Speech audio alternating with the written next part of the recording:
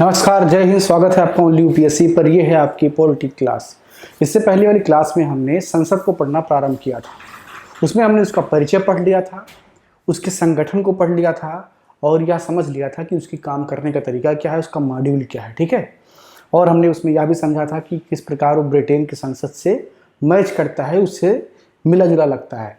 अब हम उससे आगे बात करेंगे और जो उसके दो सदन हैं उनकी संरचनाओं पर हमें बात करना है। तो आज की इस क्लास में हम बात करेंगे राज्यसभा की संरचना पर। ठीक है। तो हेडिंग आपको क्या होगा? राज्यसभा की संरचना।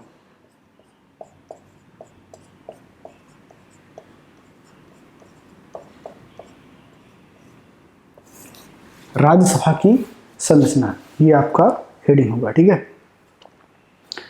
तो संविधान ये कहता है कि जो भारत की केंद्रीय राज्यसभा है, या यूं कहें कि राज्यसभा है, क्योंकि भारत में कोई दूसरी राज्यसभा नहीं है।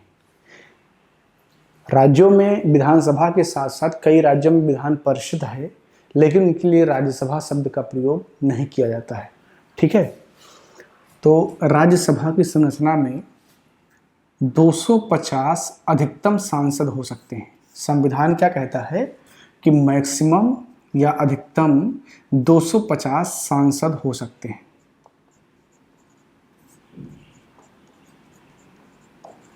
यानी कि इससे ज्यादा नहीं हो सकते हैं।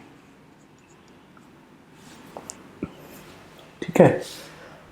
अब वर्तमान में कितने हैं? क्योंकि जैसे जितना कहा गया है उतना नहीं होता है। हमने उसको बढ़ा करके लिखा है संविधान में। जो संविधान के निर्माता थे, जो हमारे पूर्वज नेता थे, उन्होंने उसको बढ़ा करके लिखा है, लेकिन उतने की जरूरत हमें नहीं पड़ती है। तो वर्तमान में जो संख्या है वो 245 है। वर्तमान में जो संख्या है वो कितनी है? 245। हम इसे एक्सटेंड करके 250 कर सकते हैं अगर आवश्यकता हो, लेकिन अभी वर्तमान में कितने हैं? 245 ही। ठीक है। अब चूंकि आप जानते हैं कि राज्यसभा जो है, यहां भी जो प्रतिनिधि हैं वो चुन करके ही आते हैं, लेकिन वो जनता के द्वारा सीधे निर्वाचित नहीं होते हैं। उनका चुनाव कौन करता है? उनका चुनाव राज्यों के विधानसभा के निर्वाचित सदस्य करते हैं। ठीक है। जैसे किसी स्टेट से कितने राज्यसभा सांसद होंगे, यह तय करने का अधिकार उस विधानसभा के विधायकों को। ठीक है। तो यहां पर पहले एक लाइन तो आप ये लिख लेंगे कि जो राज्यसभा होती है, राज्यसभा राज्यों का प्रतिनिधित्व करती है। क्या करती है? राज्यों का प्रतिनिधित्व करती है। लोकसभा भी करती है। ठीक है। लेकिन लोकसभा में क्या है कि जनता ने सीधे अपने एमपी को चुना है और वो नेता बन करके बैठा है। लेकिन राज्यसभा क्या है कि जो राज्य की सरकारें हैं, जो चुन करके विधायक आए हैं, वो अपने नेता को भेजते हैं। क्योंकि जैसे होता क्या है कि संघ जो होता है, जो संघीय अवधारणा है, जहां पर राज्य भी है और केंद्र भी है, वहां पर केंद्र का साथ तो सबको देना होता है। जैसे जो आइडिया ऑफ इंडिया है उसके साथ तो सबको ही है। उत्तर प्रदेश भी है, बिहार भी है, केरला भी है, गुजरात भी है। लेकिन जब किसी पर्टिकुलर स्टेट की बात होगी, तो वह राज्य पहले अपने बारे में सोचेगा कि भाई मेरा भी प्रॉफिट होना चाहिए। ठीक है। आप देखेंगे कि जब कोई टैक्स के डिस्ट्रीब्यूशन की बात होती है, या जीएसटी को ले लीजिए आप एग्जांपल में, तो जब जीएसटी लागू हो रहा था तो जो है कुछ ऐसी सरकार भी विरोध कर रही थी जो समान विचारधारा की थी। केंद्र सरकार में जो बीजेपी की सरकार थी और कई स्टेट की बीजेपी की सरकार भी उसका विरोध कर रही थी। इसके पीछे कारण ये नहीं था कि वो जो है एज ए पॉलिटिकल पार्टी विरोध कर रही है। वो इसलिए विरोध कर रही थी क्योंकि उनका रेवेन्यू घटने वाला था।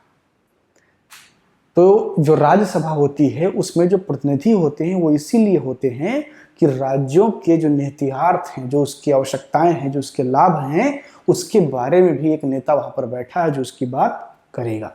तो इसलिए राज्यसभा की अवधारणा को रखा गया। तो राज्यसभा क्या है, राज्यों का प्रतिनिधित्व करती है। ठीक है, वर्तमान में 245 सदस्य इसमें हैं। दूसरा पॉइंट आप लिखेंगे, अलग अलग राज्यों के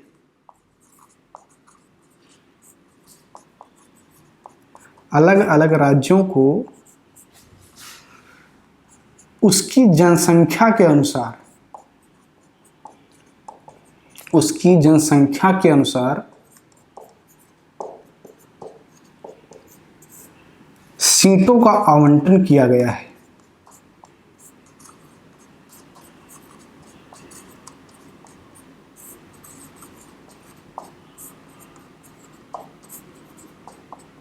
ठीक है, राज्यसभा में कितनी सीट किस स्टेट की होगी यह कैसे तय होता है कि उस राज्य की जनसंख्या कितनी है। यह प्रयास किया गया कि दोनों सदन में जनता का पर्याप्त प्रतिनिधित्व होना चाहिए।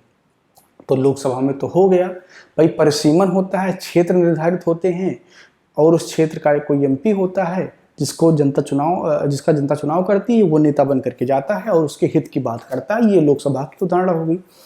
अब चूंकि राज्यसभा में जनता सीधे नहीं देती है, विधायक देते हैं, तो कोशिश ये किया गया कि जिस स्टेट की जनसंख्या ज़्यादा है वहाँ से अधिक सांसद लिए जाएं ताकि जो जनसंख्या है उसको प्रतिनिधित्व मिल सके। तो आप देखते होंगे कि आपने अगर संख्या देखा है, अगर नहीं देखा तो देख लीजिए कि यूपी से कितने राज्यसभा सांसद हैं, 31 हैं। यूपी से कितने हैं, 31 हैं। जनसंख्या के दृष्टिकोण से यूपी सबसे बड़ा है, तो सबसे ज़्यादा राज्यसभा सीटें किसके पास हैं, यूपी के पास है।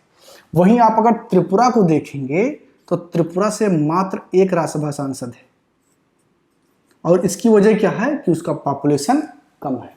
तो इसी आधार पर जिसका पॉपुलेशन कम है उसे राज्यसभा में स्थान कम दिया गया है, और जिसका पॉपुलेशन ज़्यादा है उसे राज्यसभा में ज़्यादा स्थान दिया गया है।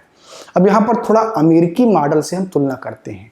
अमेरिका में सीनेट बोलते हैं, जो वहाँ की राज्यसभा होती है उसको सीनेट बोलते हैं। अमेरिका के सीनेट में टोटल पदों की संख्या 100 है। टोटल पदों की संख्या कितनी है, 100 है।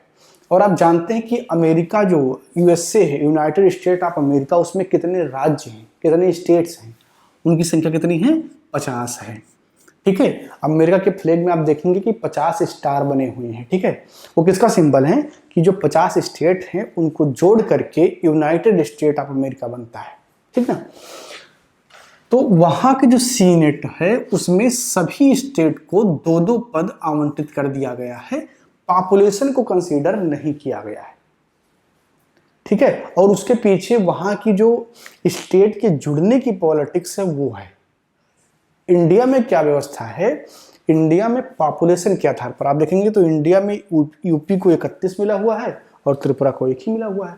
अब वहां पर क्या है, इससे कोई मतलब नहीं है। अगर जो है आप टेक्सास को देखेंगे तो उसको भी 2 मिलेगा, आप पेंसिल्वेनिया को देखेंगे तो उसको भी 2 ही मिलेगा। यानी कि वहां पर किसी को विशेष नहीं दिया गया है। 50 राज्य हैं और 2-2 सीटें हैं, लेकिन यूपी में भारत में जनसंख्या के आधार पर उसका वर्गीकरण किया गया है। अमेरिका से जोड़ करके हमेशा इसलिए पढ़ना होता है क्योंकि जब आपसे सवाल पूछती है यूपीएससी तो ब्रिटेन और अमेरिका से जोड़कर जरूर पूछती है, क्योंकि हमारे ऊपर पश्चिमी देशों ने करीब 200 वर्ष तक राज किया। तो सवाल उसे जोड़ करके जब पूछना होता है तो उनके संविधान की बहुत सारी झलकियां मिलती हैं हमारे संविधान में, तो उनसे जोड़ करके सवाल पूछना बहुत लाजमी होता है और इसीलिए आपको समझना भी होता है। ठीक है, तो यहाँ पर आपने देखा कि अलग अलग राज्यों को उसकी जनसंख्या के आधार पर सीटों का आवंटन किया जाता है। अब हम इसकी जनसंख्या का जो है थोड़ा सा ऑपरेशन करते हैं तो 245 में कितना किसको मिला हुआ है। तो जो 245 है इसमें सबसे पहली बात तो ये है कि 233 सीट जो है वो निर्वाचित सदस्यों की है। किसकी है, निर्वाचित सदस्यों की है। अब 245 में से 233 अगर आप अलग कर देंगे तो कितनी सीटें बचेंगी, 12 सीट बचेंगी। ये मनोनीत होते हैं, ये मनोनीत होते हैं। और इनको मनोनीत कौन करता है, प्रेसिडेंट ऑफ इंडिया यानी कि भारत के राष्ट्रपति इन्हें मनोनीत करते हैं। ठीक है, तो पहले उस 245 का ऑपरेशन करके देखते हैं। 233 निर्वाचित और 12 मनोनीत। अच्छा, फिर यहां पर एक सवाल आता है कि मनोनीत करने की क्या जरूरत है। देखिए, हर व्यक्ति में नेतृत्व करने की क्षमता नहीं होती है, लेकिन राज्यसभा की अवधारणा जब बनाई गई तो ऐसी